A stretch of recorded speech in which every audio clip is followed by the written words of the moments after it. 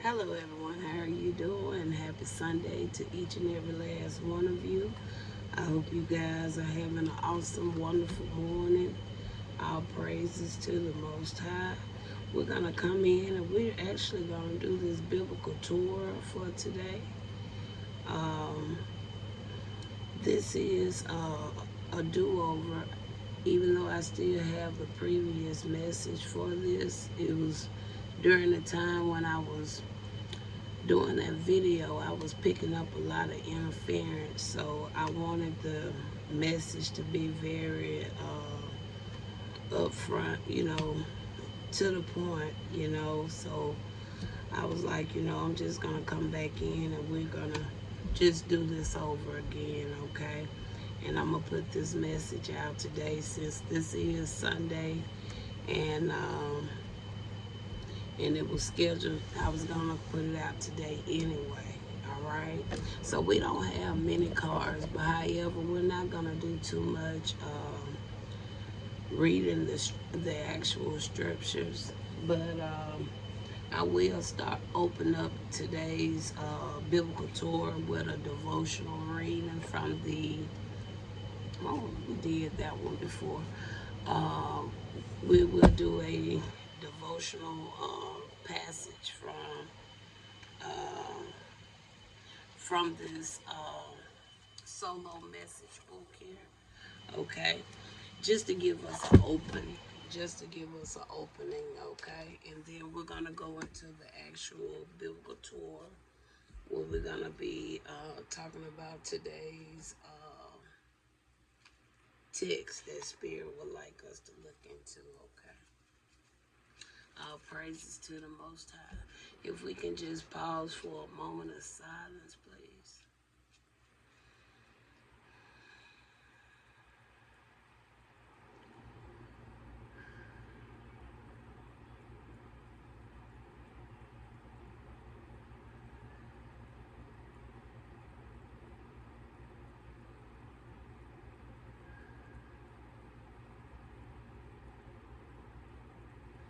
Y'all, those breaths, they feel so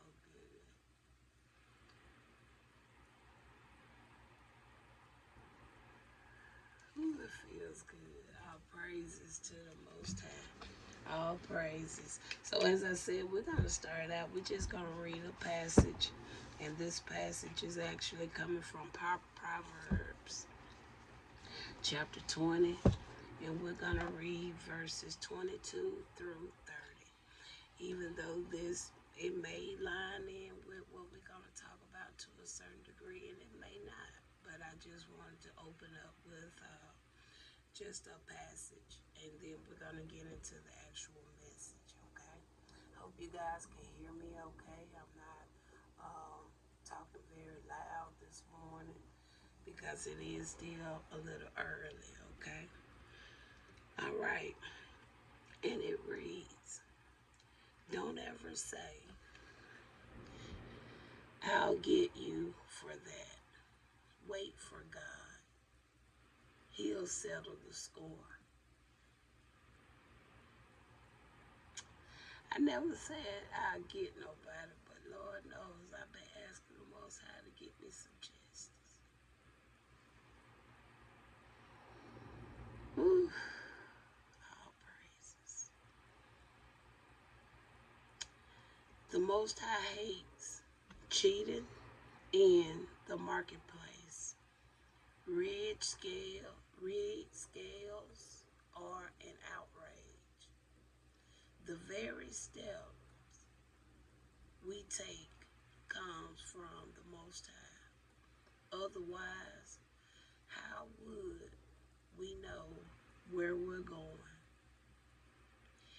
An impulsive vow is a trap.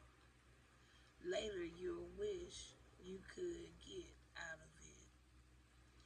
After careful scrutiny, a wise leader makes a clean sweep of rebels and dogs. The Most High is in charge of human life, watching and examining us inside and out. Love trust form a good leader. Sound leadership is founded on loving integrity. Youth may be admired for vigor, but gray hair gives prestige to old age. A good thrashing, a good thrashing purges evil. Punishment goes deep within us. All praises to the Most High. And I honestly can say that this passage is in good alignment with the time we're currently in right now. And the title of this passage, it says to what? Wait for the Most High. But some of you may want to say, wait for God. But I'm going to wait on the Most High. All praises. All right. So let me mark this one off, even though we didn't do it the usual way I do these. I still like to check them off anytime I've been done, at least spoke on them or something, okay? So that way I won't be doing a lot of duplicates unless I be led to do it again, okay? All praises. All right, you guys, so now we're getting into our biblical tour. And as I said, we're not going to be doing a lot of Bible reading today.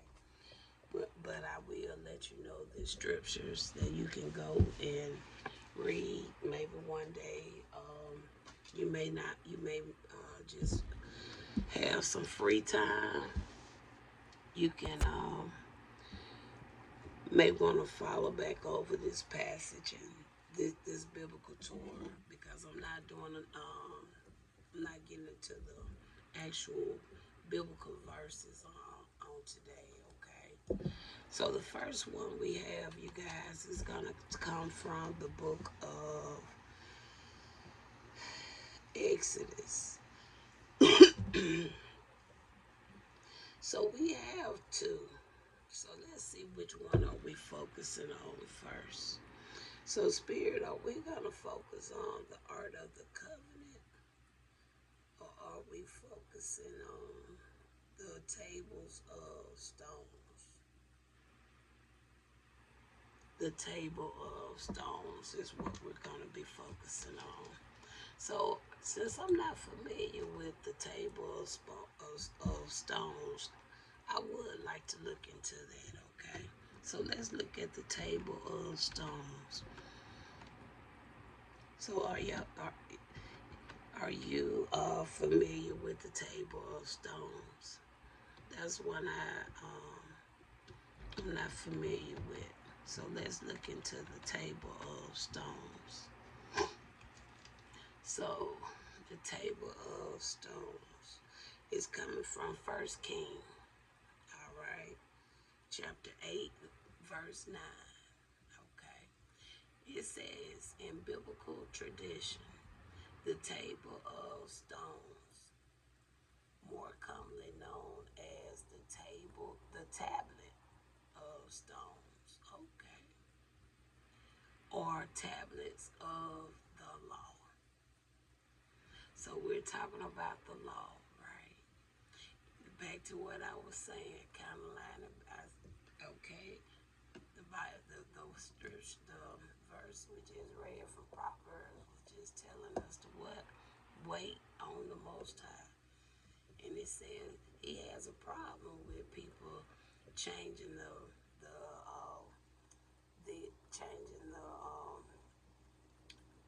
changing certain things and stuff like that, right? And he said, as humans, he said he's gonna be the head of us, right? So I like this already, and I still don't really know what it is, but I know it's a tablet of the law. All right.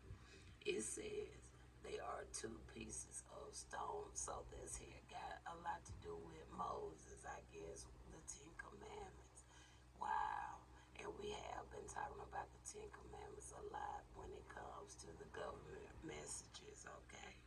So I learned something today. I never know it was like the tape. It says the tables of stones, but it's the tablet of the law. So, and we know that this all happened with Moses on Mount Sinai, right? Okay, so you back, Susan. So now let's just read this actual verse of what it's saying. First King. I know I said I wasn't gonna read, you guys, but when something catch me and I'm not familiar with it, I would I like to kind of go a little bit more into it. All right, in First King, chapter 8, verse 9, the tablet of the stones. Okay, refers to again the two tablets of the Ten Commandments placed inside of what the Ark of the Covenant, and you can read about the Ark of the Covenant in Exodus 25:10. Because you know I was telling you guys I didn't know which one we was really focusing on. Were we focusing on the Ark of the Covenant, or were we focusing on the tables of stones? Okay. You can also read about this Art of the Covenant in 2 Samuel chapter 6, verse 11 through 12. Okay. Again, by Moses at Horeb, Mount Sinai. All right. I want to see the actual verse. Now, the actual verse, I guess we'll go with I'll just go with the King James Version. It says, nothing was in the ark except for the two tablets of stone, which Moses put there at Horeb, Mount Sinai, when the Lord made a covenant with the children of Israel when they came out of the land of Egypt. Okay, so let's talk a little bit more about the tablet of stones. What is it? Would you like to share that, Spirit? You got the three of swords. Now, the three of swords, that could talk about some emotional hurt. Okay. I really don't know if a betrayal went on during that time. But the three of swords can also talk about a betrayal. It does talk about like your emotions. Okay.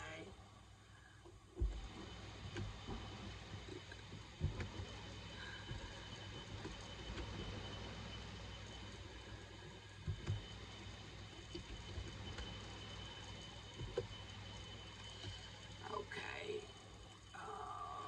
It talks about heartbreak, emotional pain, sorrow, and grief. Okay. Now, it could have been something like that going on. So, whatever it is with this three of swords, it could have been some heartbreaks, emotional pain, sorrow, grief. But he said it, but in the passage, it said that what? It was a covenant. It said the Lord made a covenant with the children of Israel when they came out of the land of Egypt, right? So, coming up out of the land of Egypt, all right, it was supposed to have been a covenant there, right? Okay, he made a covenant.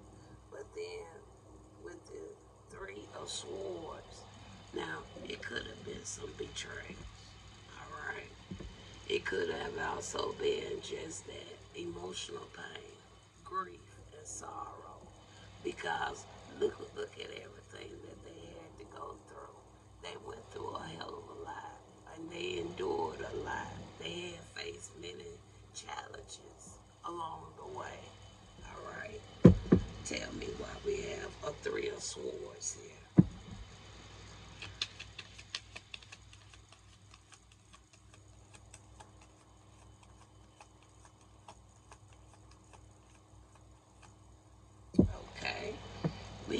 justice. Okay, and I think that's right. That the justice is just that. The justice I would see is in a way lining in with the agreement. Okay, the covenant. Okay, so I'm really gonna kind of leave those two cards right there because, in my opinion, I think it's self-explanatory. We got the Three of Swords, we got the Justice, and we're talking about what the tables of stones, which also is the two tablets that Moses had, right? Also, with the known to inscribe what the Ten Commandments. All right. So we're gonna leave that there.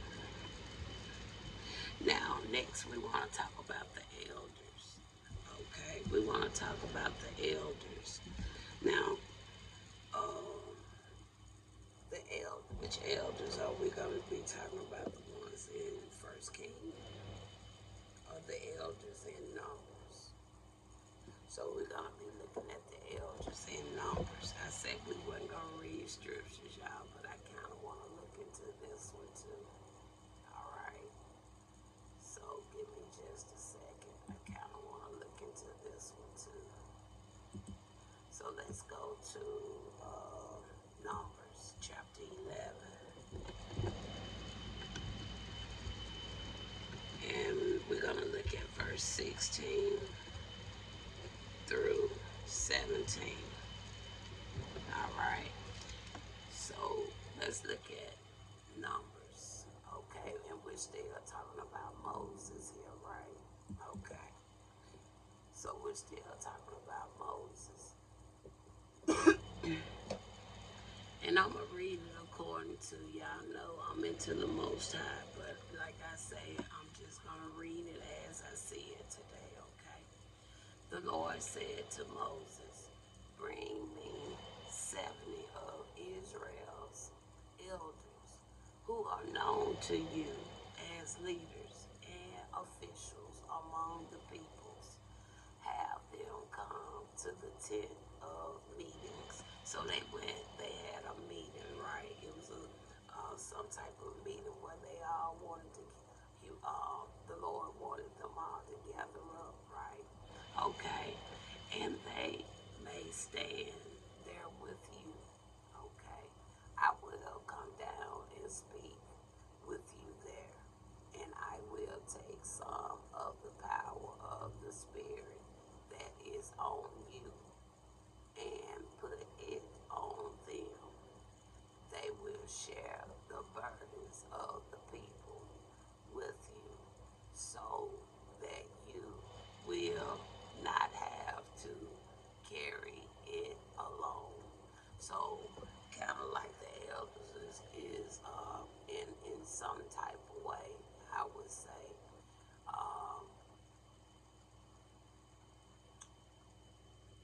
bring helping with some assistance to Moses. All right, that's the way I would say that's maybe going. That's how I would interpret it. Okay, but let's see what spirits say about Numbers chapter 16. Chapter 11. All right, what are you saying about the elder spirit? You got the Fool card. So the Fool card also can line in with the two scriptures we just read, because his last couple of words was that what, so he would not have to carry it alone. So when you think about the Fool card can line in with what, a journey. All right. Okay. So you can also see this as the leap of faith. You also can look at this as I don't see a risk there. Okay, I don't see anything about a risk, but I can see like an adventure, a journey. Okay, tell me more about the Fool. So they prepared him to a certain degree. All right. And with the Eight of Wands, I would look at that as being lined in with just when he said power of the Spirit. All right. It says that it's on you. I will put on them. All right. So that I will put it on them. That's what he's saying there. But this here can also line in, I would say, with the communication. Uh, it, it, to a certain degree, it still can line in with like something being swift, like swift movement, rapid change. It also can talk about the high energy. Okay, so those two cards are really lining in with the process that was going on with the elders, right? Okay, and I'm really gonna leave it right there because I feel like that was explained pretty well to a certain degree. All right. Next, we want to talk about Boaz. Y'all know about Boaz, but you can read about it in Ruth chapter 2, verse 1. Tell me about Boaz. You have here a 8 of cups, so that could be a Boaz. And it won't be the real Boaz. But whoever this individual is, this person could be going through some type of separation. All right, because we have here like the 8 of cups. So this person could be moving on to calmer waters. They can be walking away. It also can talk about the emotional withdrawal, um, leaving a situation that no longer brings them any type of fulfillment. Okay, tell me more. And you have a King of Swords there. So it could be a King of Swords that could be potentially leaving a situation that no longer serving them. Okay, they walking away. They having emotional withdrawals. All right. So we're gonna leave that there. Okay. Um, I think that's pretty because we would see Boaz as a masculine, right? So we see a masculine card here too. This could be somebody that even could be connected with some form of authority. It could be a job they walking away from. All right. It could be just it could be anything, but whatever it is, they have an emotional withdrawal. They're leaving a situation that no longer bringing them any type of fulfillment. Okay. And next, we want to talk about the perfect hearts. Okay. Now we talk about the perfect hearts in First Chronicles, and I know we done had this card a couple of times in the biblical tours that I have been doing. Um, you can read about the perfect hearts in First Chronicles, chapter 29, verse 9. Tell us about the perfect heart. And with the perfect heart, we have the magician there. All right. And I really like to see the magician card coming out there because, see, when you think about a perfect heart and you kind of think about what the magician stands for, especially when the magician is in the upright. Okay, they're not misusing their gifts. You know, whoever this is with the magician card coming out here, it's not a person that's misusing their gifts. Okay, all right. It talks about your willpower. Somebody that's resourceful, don't mind helping. When you think, let's look at something real quick. See, y'all see how spirit make um y'all see how spirit is got me putting in the work I thought I wasn't gonna do. What did I say? I said I'm not gonna read the scriptures, right? But now he put me on okay, Let's look at this. Let's see from the biblical side, what is he really talking about? It says in the Bible, a perfect heart does not mean a sinless or flawless life. Okay, y'all see that? Because a lot of people like to use and think certain things. Y'all ain't nobody perfect, all right? But we can um, be to the point where we are just being righteous, all right?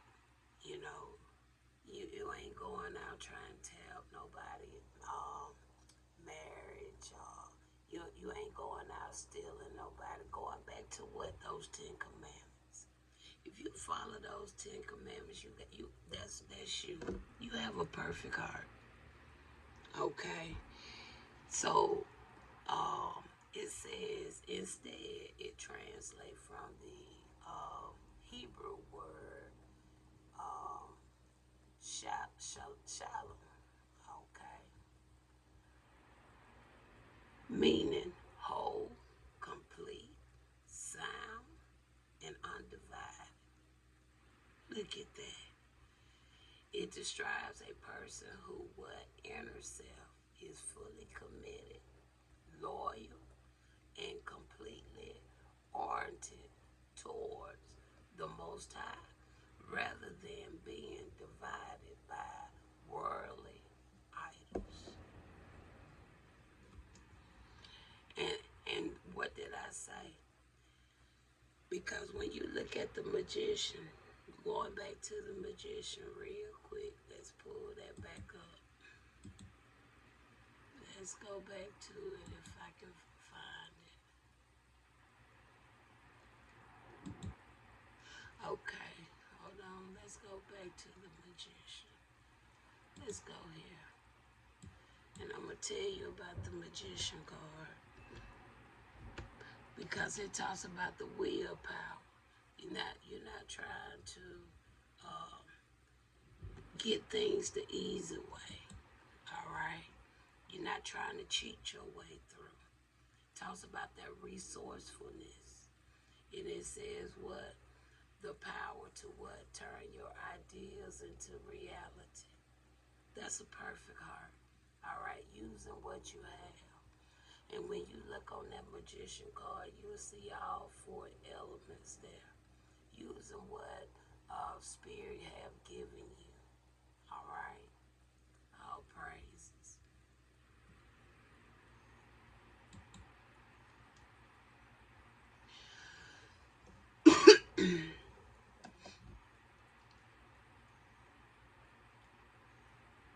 Do I need to go there? No. Okay. So, like I said, we have the magician card. Just being your authentic self. Okay. Self-made. Some people would like to say. All right. But you're obeying these 10 Commandments. All right. Anything else you want to share with that magician card?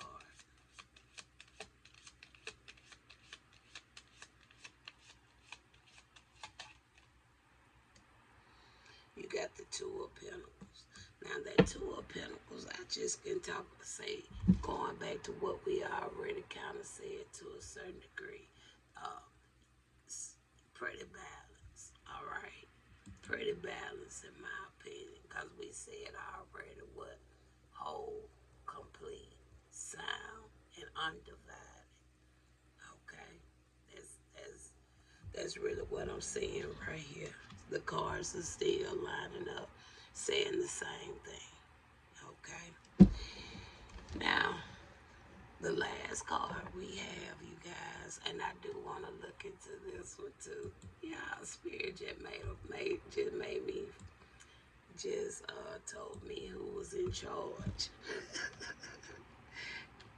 Cause I think I went through every scriptures here except for one. So we're gonna look at Hebrew 1, verse 4.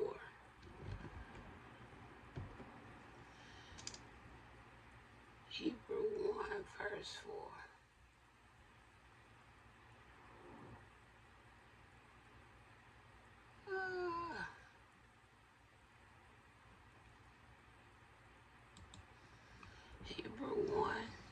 just want to look at verse 4.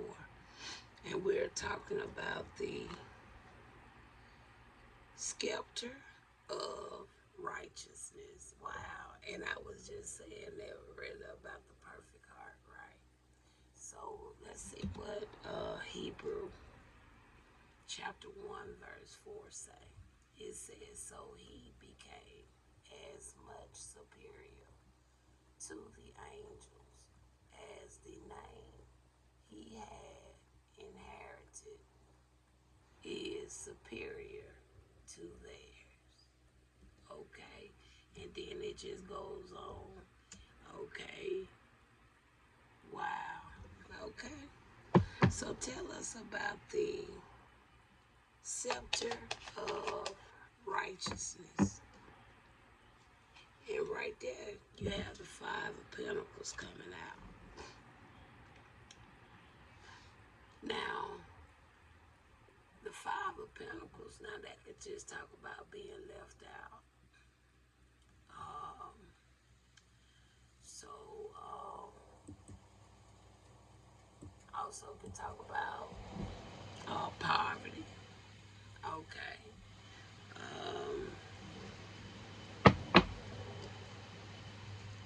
Anything else you want to share with that 5 of Pentacles? And then you have a 9 of Pentacles. So maybe that it would be a turnaround, I would say. Because if you go from a 5 of Pentacles to a 9 of Pentacles, something has changed. All right, or will change for you. Don't change for me. I claim it. So let's look at these 2 cards real quick. Let's see, because we know a 5 of 9 of Pentacles is that's a feminine energy. Okay.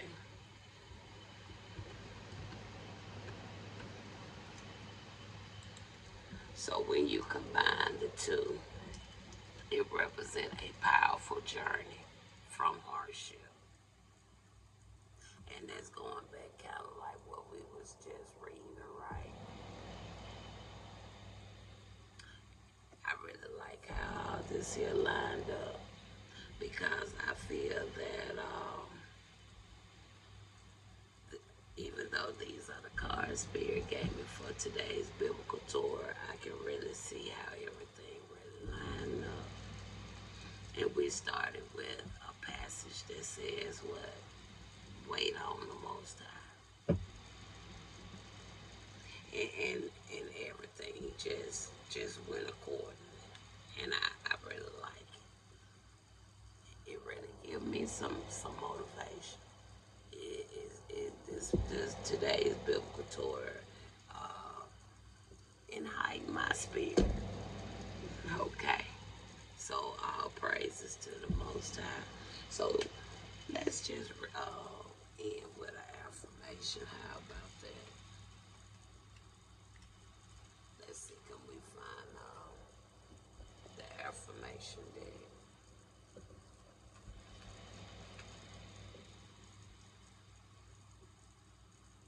I've been doing card cleansing, you guys, and everything is kind of out of place a little bit, because I have a lot of cards, and I like to do my card cleanses, and I still got a lot more. I got halfway. I put it like that. And so I got to get everything back in order. So Spirit, I really do thank you, Most High, ancestors, my ascended master, my squad. This today's passage really enlightened my spirit and heightened my spirit, because Susan was feeling down, but I'm going to claim so much of what I read, I see in this,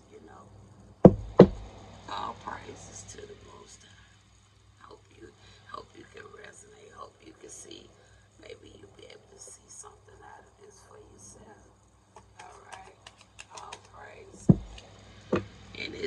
guess what?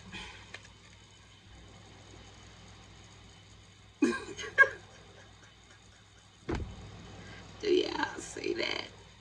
Not only did he say to wait on him, now he just let you know it's in my hands.